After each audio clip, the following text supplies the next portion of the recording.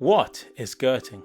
Skirting boards have been around for many years and have quite a few purposes.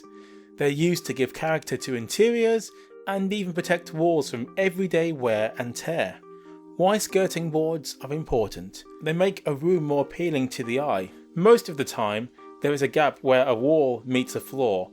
This can be unsightly, and so a skirting board would be used to cover this up and give it a much higher quality finished look. You can choose from a wide variety of designs when it comes to skirting boards nowadays, as they are also seen as a decorative piece of the household interior.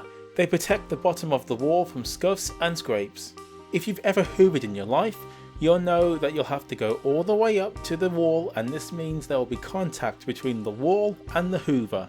Without skirting boards, your precious walls would probably be reduced to rubble in a very little time frame. Add children with toys to the mix and the skirting boards are a must, as they will take the brunt of the damage. If you didn't have skirting, you could be left with a less than appealing join between the floor and the wall. Skirting boards cover this up and, as the first point states, make a much nicer feature and add character to the overall interior.